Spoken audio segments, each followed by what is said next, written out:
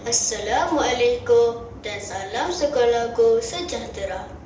Pada pagi yang ceria ini, saya Muhammad Luqmanul Hakim bin Hasfa Wizlan akan menyampaikan sebuah cerita yang bertajuk Pemotong Kayu yang Jujur. Dengarkanlah pedoman ini, nasihat untuk diingati. Sebuah cerita dariku, si pemotong kayu yang jujur. Ayo, dengarkan semua.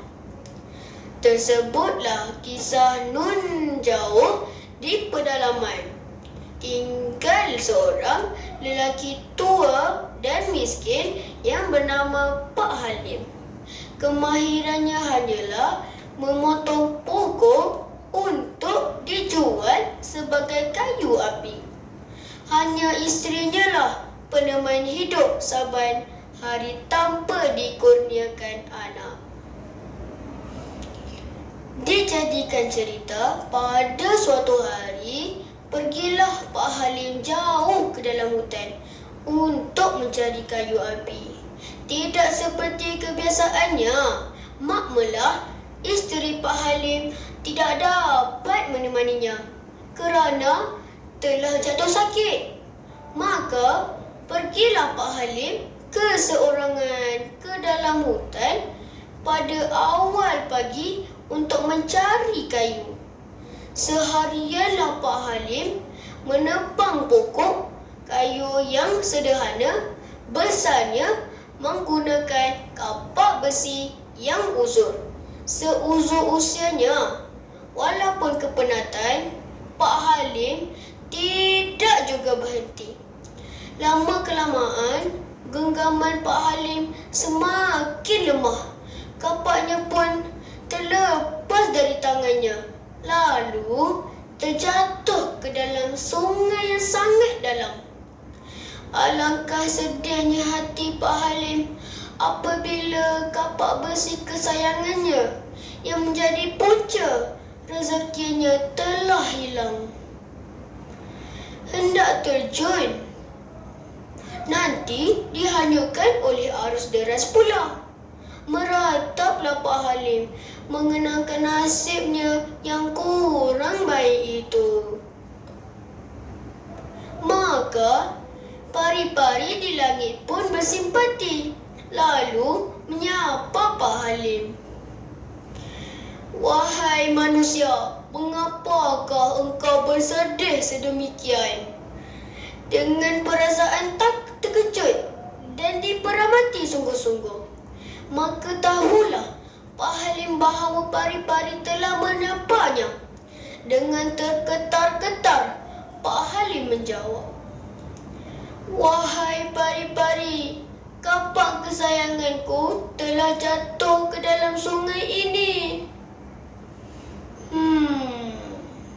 Baiklah, aku akan menolongmu mencari kapakmu yang tenggelam itu. Lalu dengan serta-merta, pari-pari terjun ke dalam sungai itu.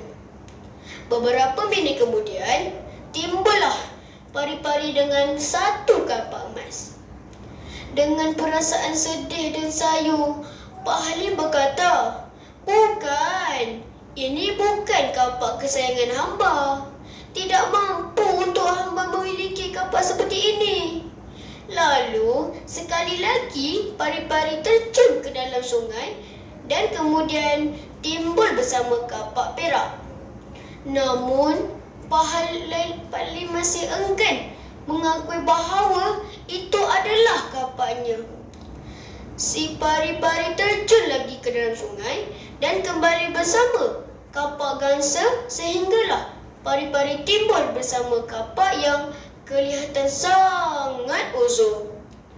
Apabila terpandangkan kapaknya itu, Pak Halim berasa sangat gembira kerana itulah kapaknya yang dicari-cari. Pari-pari pun menyerahkan kapak itu kepada Pak Halim. Kerana kejujurannya Pak Halim, kapak emas, perak dan gangsa turut dihadiahkan kepadanya. Alangkah gembiranya Pak Halim apabila rela menerima kapal-kapal itu.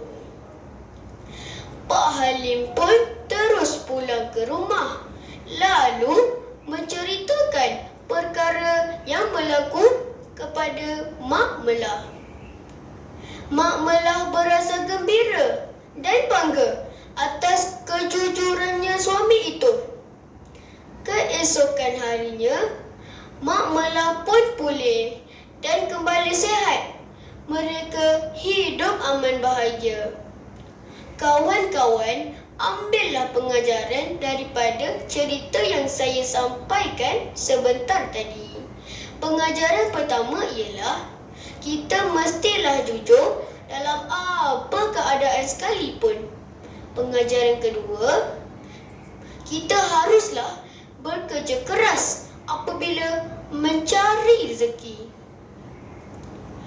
Kalau ada sumur di ladang, boleh kita menumpang mandi. Kalau ada umur yang panjang, boleh kita berjumpa lagi. Sekian saja cerita dari saya. Terima kasih.